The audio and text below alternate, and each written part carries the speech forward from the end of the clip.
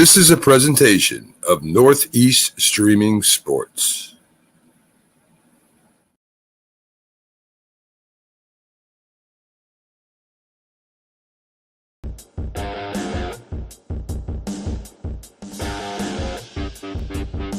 And here we are. How do you like that rock and roll music? I still can't decide.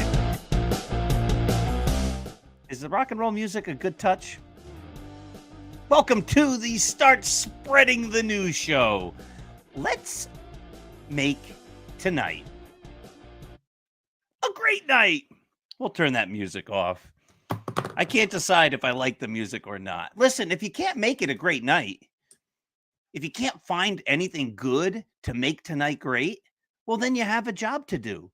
Go out and find ways to make good, right? We make days and nights great by appreciating all the good things in our lives. And if we can't think of any, well, I think we need to broaden what we're thinking about. But if we still can't, there's always the opportunity to make good by doing nice things for other people. Call a friend, call a family member, write somebody a letter, help a neighbor out, donate your time, donate money, do something nice. And then you'll have a great day and a great night. All right, let's talk Yankees baseball. This is the Start Spreading the News show, the greatest Yankees show out there, except, of course, for the Dr. Sem Yankees show, which comes on Saturday mornings. This show, normally, we have the wonderful Dr. E.J. Fagan with us. But Dr. Fagan alerted me a short while ago that he is under the weather. So we wish Dr. E.J. all the best, and we hope that he will be with us again next week. But let's talk Yankees. Let's see what's on the agenda. The Yankees went to the West Coast and looked real good, and they were playing real well until the one thing happened that they really have no way to recover from, and that's Aaron Judge getting hurt. The Yankees, for the last number of years, it's been a roller coaster. It's been up and it's been down, and it's been up and it's been down. They look great. They look mediocre. They look terrible. They look mediocre. They look great. Well, Aaron Judge got hurt. And since he's gotten hurt, the Yankees have looked pretty bad. They can't score runs. They're averaging 3 runs a game right now, ever since Aaron Judge got hurt. But, you know, if you saw the game last night against the Red Sox, the Yankees lost in 10 innings, 3-2. You say, well, they scored 2 runs, but let's be honest. Those 2 runs were as fluky as any 2 runs any team has ever scored. It was a ground ball up the middle. That was an easy out. I forget if there was 1 out or 2 outs, but either way, it was an easy double play or it was an easy third out of the inning. And what happens? The ball hits the base and caroms into the outfield and 2 runs scored. That was the only way the Yankees could score runs last night. Just think about that for a moment. That was the only way the Yankees could score runs last night.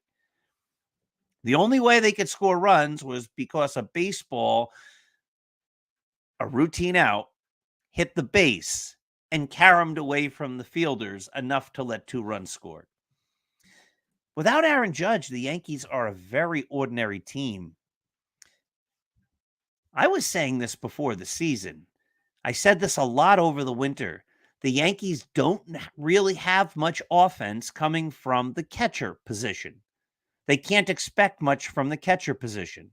Anthony Rizzo is probably on the downside of his career, still a good hitter, still a nice lefty bat, but how much can they expect from him? A little hit 240, 250, maybe with the no shift, he'll hit a little better than that. Maybe he'll hit 25 to 30 home runs. Second base, Gleyber Torres, talk about a roller coaster. The Yankees had decided they were going to go with a rookie at shortstop. I said they cannot expect anything out of that position. Third base, Josh Donaldson, he didn't perform last year. They can't be expecting much there. They did not get an everyday left fielder. Harrison Bader is hurt all the time.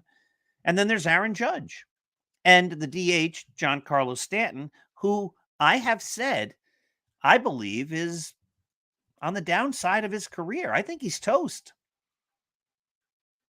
The Yankees never addressed over the winter the fact that they didn't have good left-handed hitting outside of Anthony Rizzo, and they didn't address the fact that they did not have a really strong offense.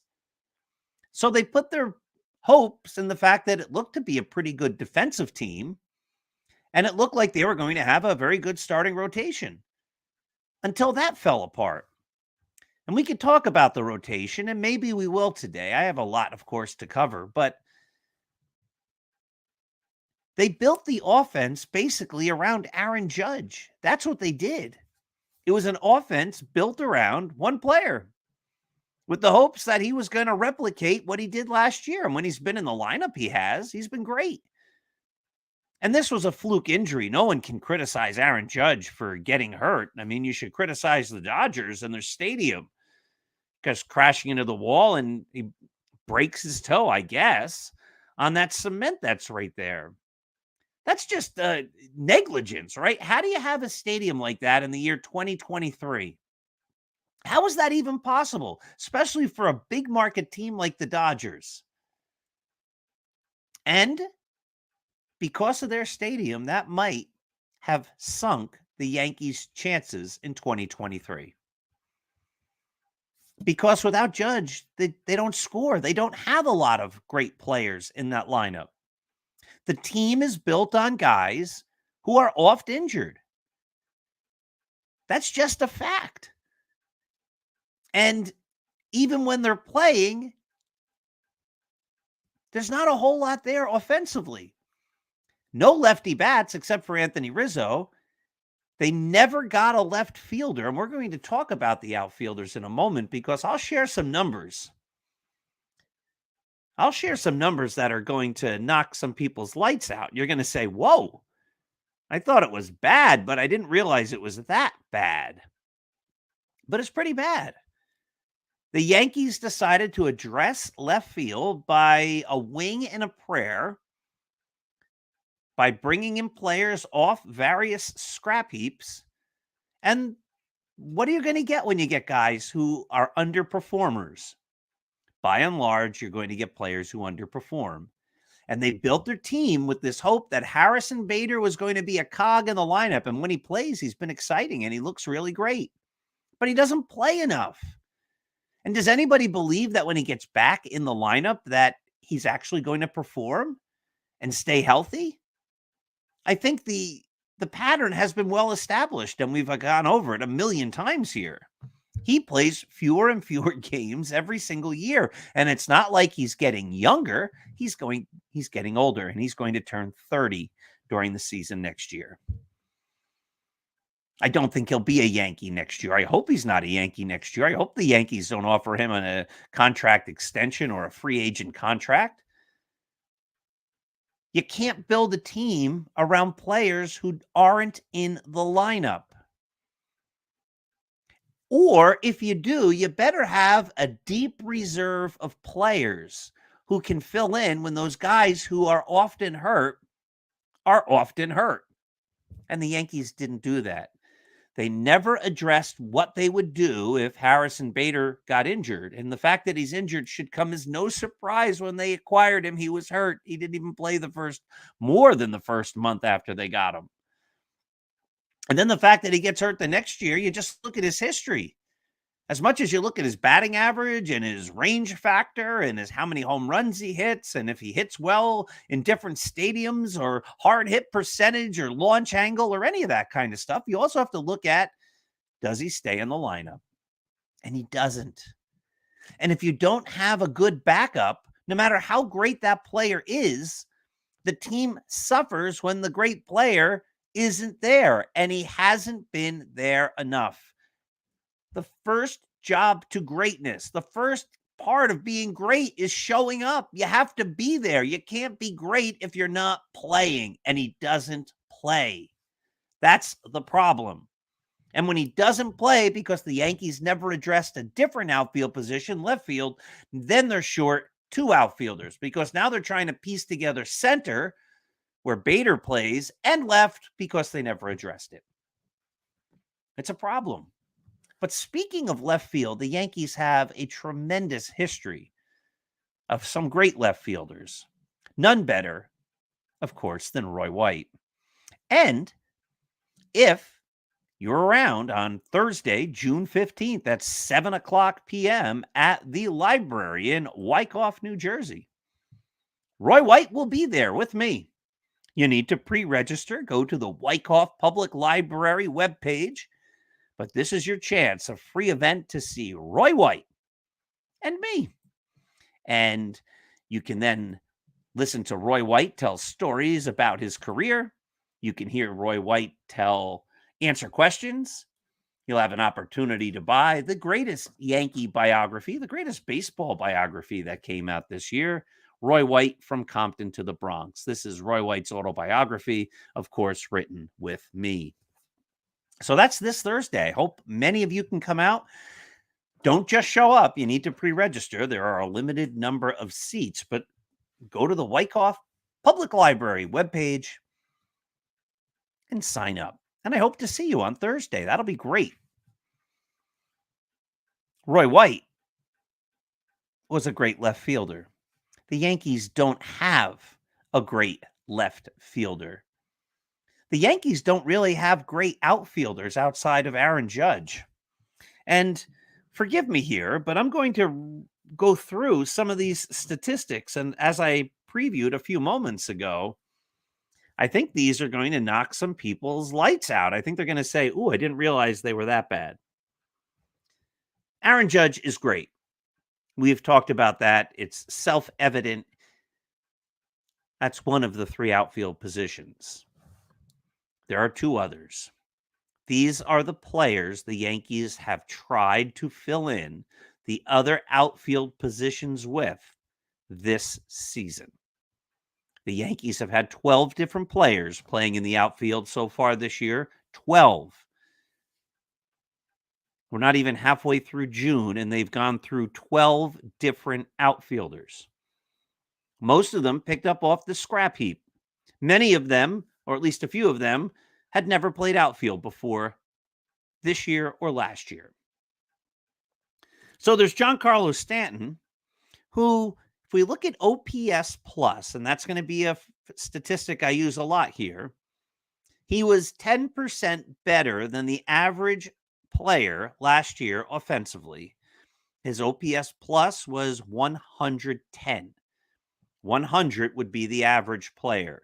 If you're under 100, you're a below average player. But he missed a bit of time last year, and he batted only .211. He's a superstar on the downside of what was a very promising career. But it's been riddled with injuries and disappointment these last many years, really ever since the Yankees got him after a first very productive season. Then there's Harrison Bader. Harrison Bader with his lifetime .250 batting average. Last year, he was on two teams. The Yankees acquired him from the Cardinals. His OPS plus last year was 85. Granted, he's supposedly a great outfielder defensively, and we've seen flashes of that when he's been in the lineup. But as an offensive player, he was 15% worse than the average player. Now, some people would say, the statistics say he's going to improve upon that when he plays and he's in the lineup. And that seems to have been the case. But lifetime, last year at least, he was an 85 OPS plus player. That's not good. Aaron Hicks, I didn't even get his OPS plus number. It was awful. He hit .216 last year. I wasn't going to spend a lot of time on Aaron Hicks. We know all about him. But one of the guys they brought in is Willie Calhoun. We keep hearing what a difference maker he is. Last year, Willie Calhoun batted .135. He's played on the Rangers, didn't make it with them. He played on the San Francisco Giants, didn't make it with them. His OPS plus last year was 52. The average player in Major League Baseball has an OPS plus of 100. 52. This is one of the guys the Yankees said, he might be able to come through for us. We think this is a guy that's really going to get the job done.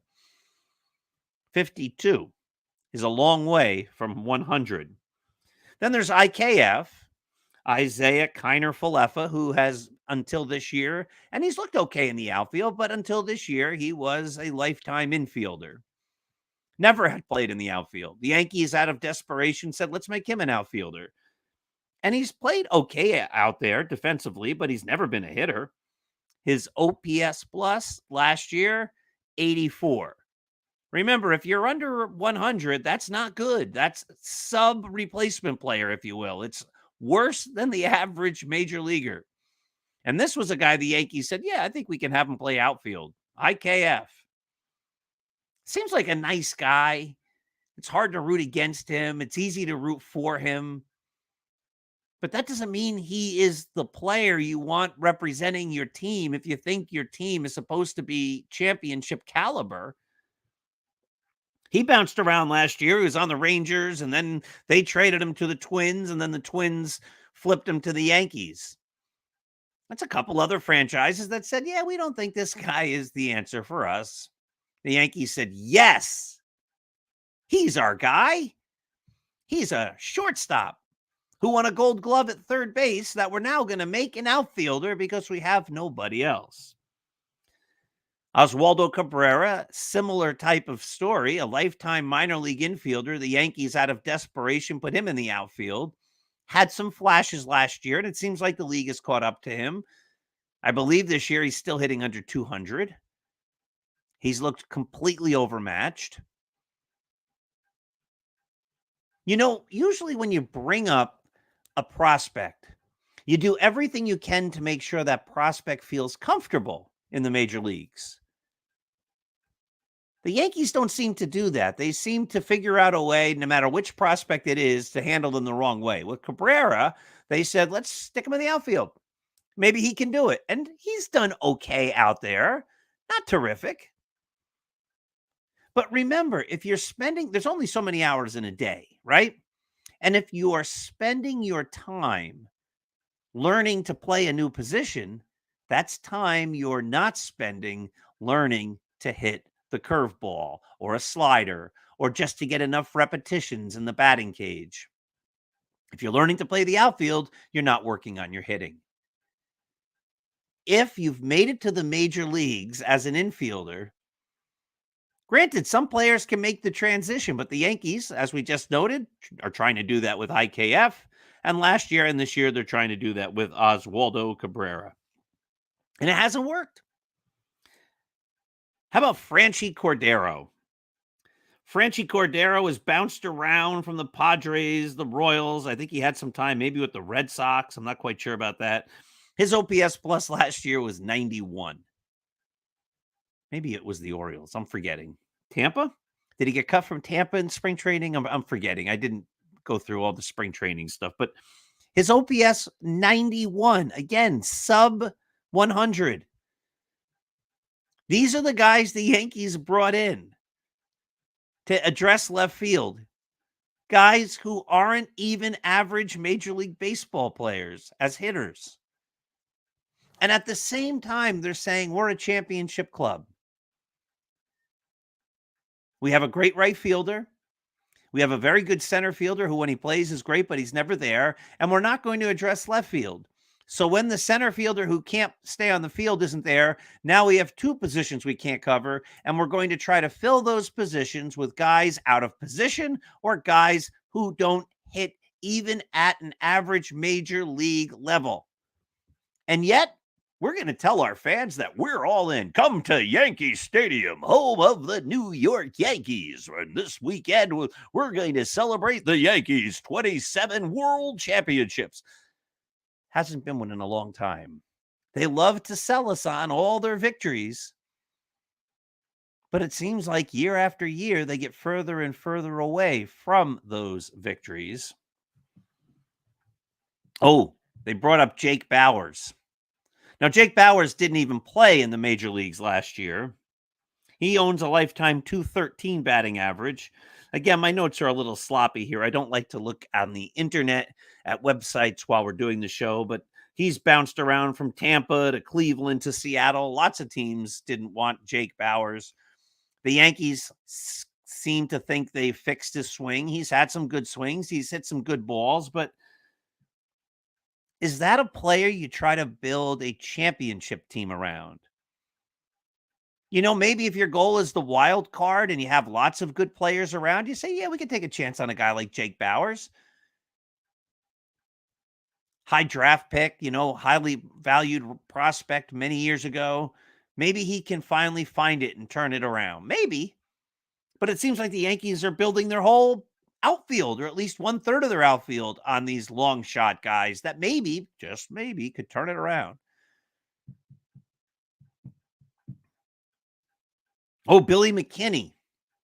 Billy McKinney last year hit .096. His OPS plus was -2. -2. He was a Yankee prospect. Yankees, I believe, got him from the Cubs. He's been on the Milwaukee Brewers, the Toronto Blue Jays, the Oakland A's, the New York Mets.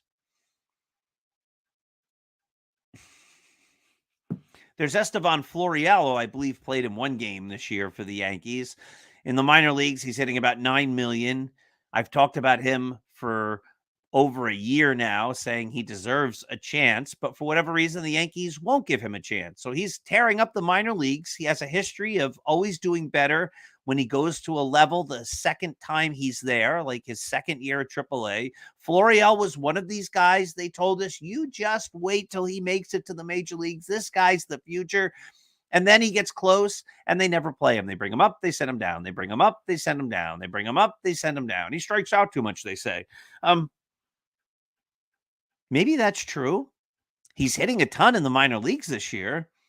And maybe if the guys who you have ahead of him are average or above average major league hitters, you say, there's no way he can crack this lineup. The guys ahead of him are all so good. I think I'm showing you that the guys ahead of him aren't very good. And it's not just that they're not great for the Yankees, it's they haven't been great, and lots of teams have given up on these players. Oh, then there's Greg Allen. He's injured right now. Last year he hit 186. His OPS plus was 51. He was on Cleveland. He was on Pittsburgh. He was on the Padres. I think he was with the Red Sox or maybe in their minor league system this year. Again, lots of franchises that these guys have been with. Was there anyone there who I said has a positive OPS plus except a declining Giancarlo Stanton, who's often hurt, and the great Aaron Judge? Everybody else at a negative OPS plus, meaning they were sub 100. And these are the guys that the Yankees have built their team around. It's not a surprise that they're not scoring runs. It's not a surprise at all. They're not scoring runs because they don't have great players. And then we have the problem at shortstop with Anthony Volpe and Oswald Peraza. There's a great article on Start Spreading the News today, written by EJ. It's from his Substack. Please take a look at his Substack. And the article is all about the fact that it's time to send Volpe down. Tomorrow's Tuesday discussion, we're going to have lots of our writers weigh in on this topic. Is it time to send Volpe down? And I think it is. I agree with EJ. I was on the Bronx Beat podcast with him yesterday, and we discussed this. That episode's also linked on Start Spreading the News. Just go there right now or after the show, and you can watch it and listen to it. The Yankees made their decision that Anthony Volpe was going to be their shortstop. Okay. You have to put your faith in the decision-making process and the scouts and the people who are evaluating them. Who am I to second guess what they saw in spring training? I didn't see anything. I wasn't there. For whatever reason, they had to believe that Anthony Volpe was the guy. And because he's one of these highly touted prospects, you had to believe that they thought he was going to be the guy going forward. That was sort of the narrative that we got at the beginning of the season. This is year one of hopefully a 20-year career. Now, of course, that's overstating it. Even if he was very good for 6 years, that would be great. Even 5. This was supposed to be year 1 when it was all getting set up. And I said from the very start, the Yankees need to leave him alone. Don't put any extra pressure on him. Just let him play shortstop and figure it out. It's a huge jump. He did not have a lot of time at AA. He did not have a lot of time at AAA. So this is going to be all new to him. He's young. You can't throw a kid into the fire and then turn the heat up. But that's what the Yankees did. Within his first 20 days as a big leaguer, all of a sudden they're telling Anthony Volpe, you're going to lead off. Then they batted him 5th at one point, a couple games, I believe. They batted him 7th. Instead of just leaving him alone and saying you're our number 9 hitter no matter what, get used to the big leagues. The Yankees, because they never addressed other positions, because they didn't have a deep bench when guys like Harrison Bader got hurt, because they don't have a left fielder who's even an average major league hitter, said, we don't have a good offense. We need to take this kid who's probably not really ready for the big leagues yet, less than 3 weeks into his big league career, and make him the leadoff hitter. And it worked for a short time, but it wasn't sustainable. And the Yankees really now have another big hole in the lineup. He has not been able to fix the problem. Does that mean he's washed up? Does that mean he'll never make it in the major leagues? It does not. But they sent Oswald Peraza to the minor leagues. He was in the major leagues last year. They said, no, Volpe beat you. A lot of times when people go to the minor leagues, they sulk. They say, oh, you got to be kidding me. I'm better than him. But Peraza's hit and hit and hit. He's doing great. And at some point, you have to reward that. You have to say, hey, kid, you went to the minor leagues and you've done everything you're supposed to do. You deserve a call-up. And he does. And because the Yankees only played him at shortstop, primarily, like 98% of the innings he's played in the minor leagues this year, there's really only one place to bring him up and play: shortstop. It would be the worst thing possible to bring him up and say, hey, go play third base. You've never really done it before. We know he gave you an at-bat or two, a couple games or one game at third base in the major leagues, even though you never played there before. You can't bring him up and play third base. No. That's as bad as putting Cabrera in the outfield. These are highly specialized positions. You don't just take players from where they've been playing probably since high school ball, if not before then, and then say, I know we have worked you out. You've gone through the minor leagues to be a shortstop or a middle infielder or a second baseman, but when you get to the major leagues, you're going to play third. It just doesn't work that way. Third base is different than shortstop. People who don't understand that don't know what it's like to play at the major league level because it's obvious. Greg Nettles was a great third baseman. He did not play shortstop. Bucky Dent was a very good shortstop. He did not play third base. We could go down the list. Phil Rizzuto didn't play third base. On and on and on. Occasionally there's a guy like Gil McDougall who can do that and play all over the infield. But by and large, that's not what happens. Derek Jeter never played third base. The great shortstops who've played third base are very few. Cal Ripken Jr., A-Rod. I can't think of many others. Shortstop and third base have different skill sets. They're different positions. You need to throw the ball differently from those positions. You need to cover different bases. You need to do different things. They are not the same. They might be the same or similar on a softball field. They might be similar on a recreation baseball field. But in the major leagues, they're vastly different. Mike Schmidt didn't play shortstop. Why? George Brett didn't play shortstop. Why? Mark Belanger didn't play third base. Why? Well, because they had Brooks Robinson. But Brooks Robinson never played shortstop. Why? Well, they had Mark Belanger. It's a circular argument, right? These players are specialists in a field. You don't take your ear, nose, and throat doctor and say, hey, can you fix my big foot, my toe? I have something. I need a podiatrist. You don't do that. You go to a podiatrist for your foot. Now, you could say, well, the podiatrist is a very smart doctor. That person has studied, has a medical degree, did residencies, had experience in an OR, and et cetera, or an ER, or whatever, or both. Yeah, I'm sure that person's very smart. But if you want the best product and you have a problem with your foot, you're going to go to the podiatrist. You're not going to go to the ear, nose, and throat guy. You're not going to go to the optometrist for a problem with your tonsils.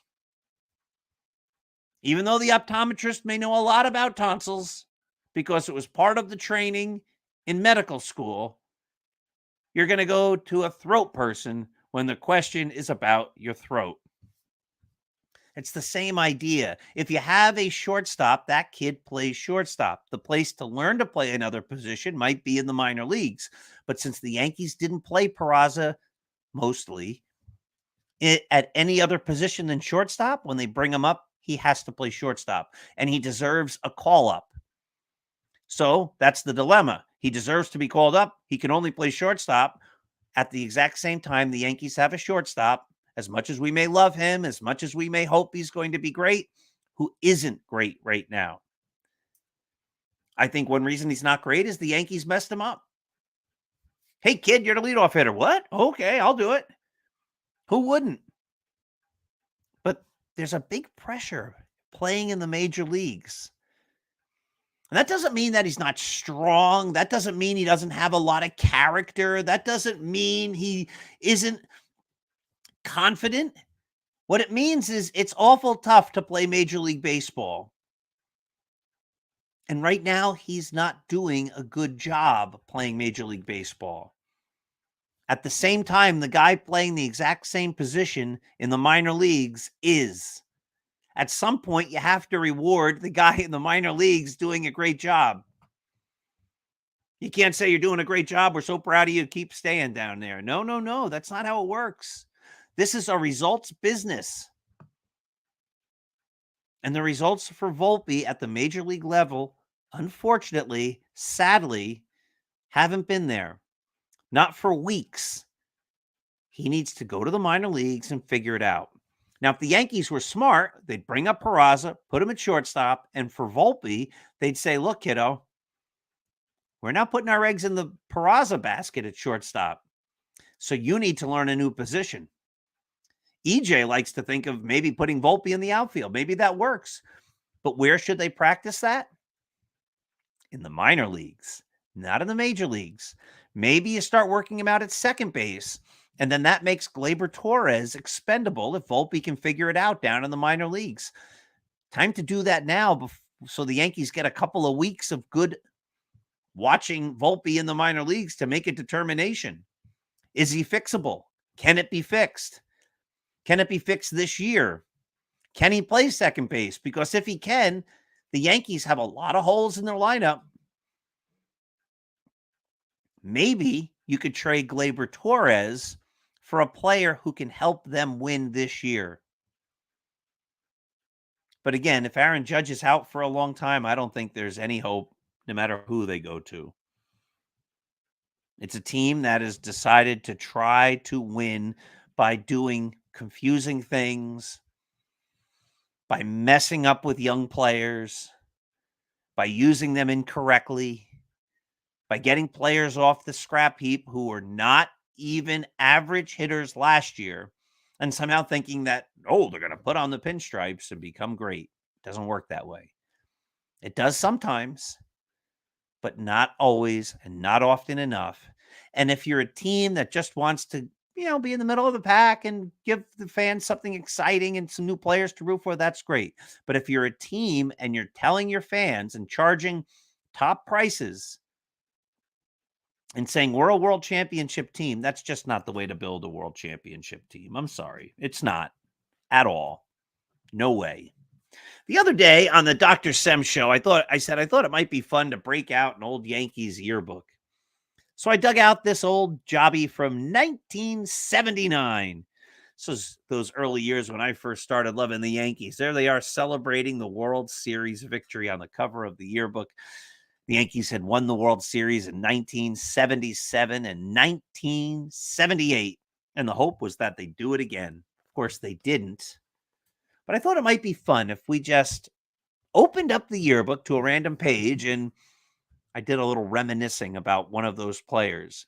Now, this is risky because I will just open it up to any page, and I might open it up to a page of a player who I don't have any recollections of. Obviously, I didn't pre-plan this. I just took an old yearbook, and it's been sitting on my shelf for a couple weeks. And I said, let's just see. So here we go. I'm going to open it up. You'll see the player at the same moment I see the player. It is... Is that Jim Beattie? Jim Beattie. How about that? Number 45. Right-handed pitcher. Jim Beattie came up and, as I recall, had a terrible game against the Red Sox, I believe in 1978. I believe Sparky Lyle talks about it in his book, Bronx Zoo, or the Bronx Zoo. And George Steinbrenner got so mad that Jim Beattie was sent to the minor leagues, but I think he was sent to Double-A. Again, this is just reminiscing, right? He actually had a pretty good record. Look it up. He actually had a pretty good record, I think, overall in 1978 for the Yankees. Everybody remembers him as a guy who just did terribly, but I believe he had a pretty good record, and it was better than anybody might imagine. But later on, Jim Beattie, who I don't think ever forgave the Yankees for humiliating him, became a general manager. And he was the general manager of the Seattle Mariners. And again, we'd have to look this up, but I believe he made a number of deals where the Mariners got the better of the Yankees. And I'm sure that brought him some extra pleasure. And I'd love to know if he was the GM when the Yankees traded Jay Buhner for Ken Phelps. That'll be interesting to look up. If anyone knows, look it up. You could email me at the reader mail at Start Spreading the News or anywhere else. I believe Jim Beattie made a number of great deals as the GM of the Seattle Mariners to stick it to the Yankees. And I believe he was a better pitcher in 1978 than any of us realize. Let's do one more. This is too much fun. 79 Yankee yearbook. Here we go. I'll open up to a deeper page. Let's see what we've got here. Who is it? Let's see. Oh, it's reminiscing about the 1960s. They had some fun pages back then. We don't want that page. What do we got here? Again, that's reminiscing. There we go. This feels like a player. Nope. Last chance. This isn't working well. Nope. Executives. Here we go. That's an easy one. Thurman Munson. I just had an article the other day about Thurman Munson on Start Spreading the News. A debate happened online where we talked about whether or not Thurman Munson belongs in the Hall of Fame. And I wrote a long piece saying he absolutely does. To argue that he doesn't is to take strange positions, to try to argue that things like war, while it's the industry standard, and it's what we use to determine if a player is Hall of Fame worthy, works for most players, almost exclusively for every player. But in Thurman Munson's case, it doesn't work. That's some of the great baseball writers have listed him usually as one of the top 15 catchers of all time. If you're one of the top 15 catchers of all time, you definitely belong in the Hall of Fame. He's probably the greatest catcher when you look at lifetime statistics who's not in the Hall of Fame. He was a Yankee captain. He was an MVP winner. He won the Rookie of the Year. He was a great defensive catcher. In the time when driving home 100 runs meant something because it was a lower offensive era, I think he did it 3 years in a row. Led the Yankees to the World Series in 76, 77, and 78. I mean, yes. One of the questions always is, can the history of baseball be told without that player? No. I don't think the history of the 1970s and the history of the Yankees can be told without telling the story of Thurman Munson. He's that important. Thurman Munson belongs in the Hall of Fame. You know, there's going to be an article that I wrote that'll be published on Start Spreading the News next week, but this week will appear in the daily newsletter for the Internet Baseball Writers Association of America. I'll preview the main idea there.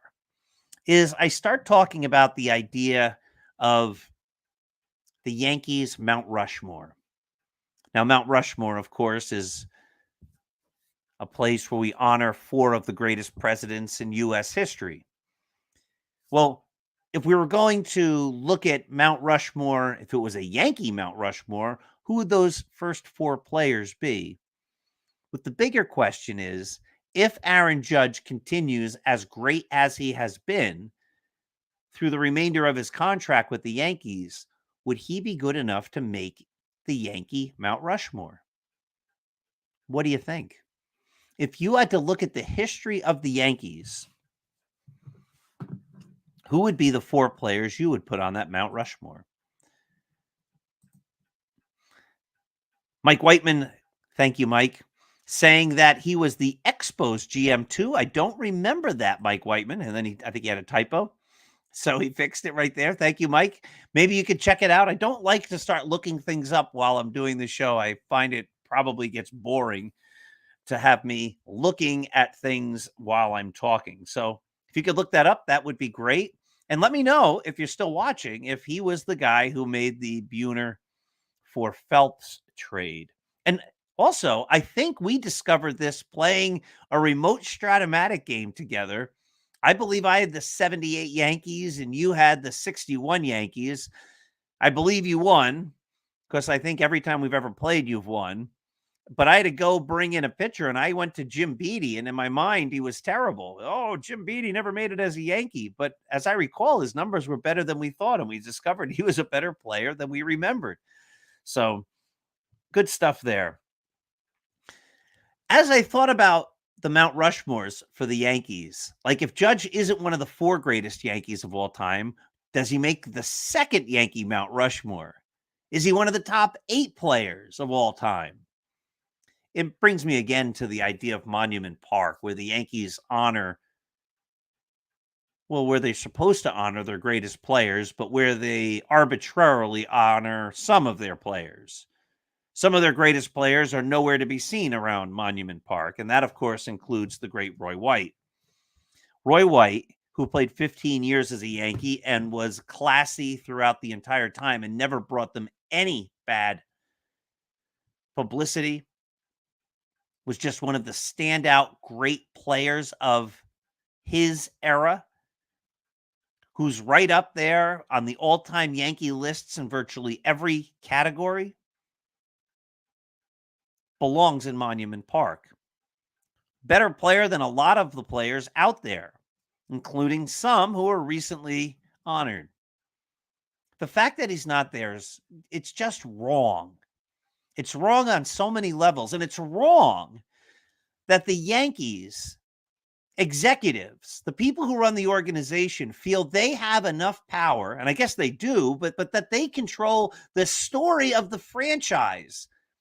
That's really for the fans. That's really for the Yankee universe, right? Like, we have that history. We live that history.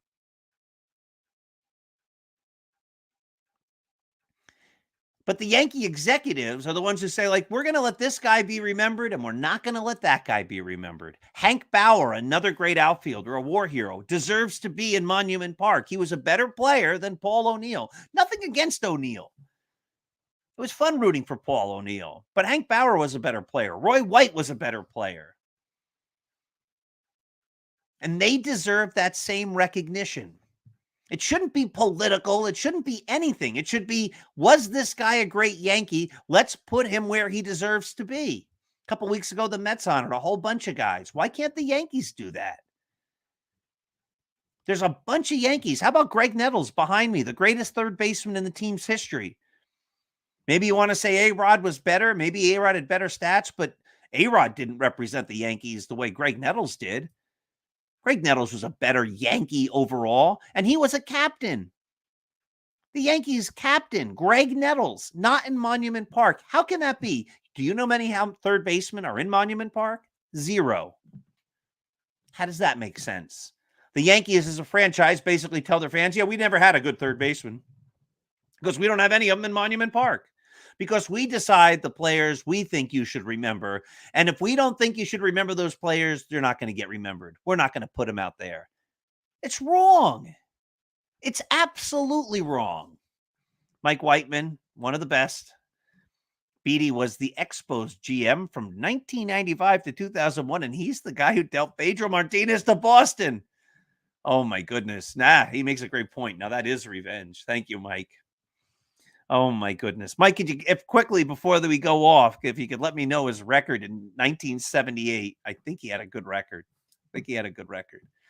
Anyway, finishing that thought at Monument Park. Shouldn't that be a place where the fans can celebrate the players they rooted for? I talked to a lot of people when I wrote Roy White's book. He made an impact on hundreds, thousands, I'm sure, of fans who said, I became Yankee fans because of you. How many Yankees played the entire decade of the 1970s with the Yankees? 1, Roy White.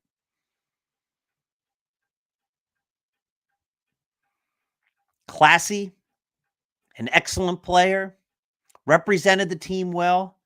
What's the argument not to have him in Monument Park? There is no argument not to have him in Monument Park. The Yankees should be recognizing these guys, and they need to do it. These guys aren't young. Roy White's going to be 80 in December. He's in great health. He's doing great. Come out and meet him in Wyckoff, New Jersey this Thursday. Pre-register at the Wyckoff, New Jersey Public Library. He's a great man, and he deserves the recognition. All right, here we go. Jim Beatty, 1978. 6-9. Not so great. I think that says 3.73. He pitched well down the stretch. Maybe that's what we're remembering. Yeah, didn't he help the Yankees? Catfish Hunter pitched well down the stretch. Of course, Guidry had that great season, and Jim Beatty won a bunch of big games, I believe, then too, after coming back from the minor leagues. Oh, good stuff. All right, listen, the Yankees need to do things about Monument Park. You need to think about who would be on your Yankees Mount Rushmore. You need to see the blog tomorrow to see what our writers say about Volpe and Peraza and who should be the Yankee shortstop. Remember all those statistics I told you about the guys the Yankees are trying out in left field? One after the next of sub-average hitters.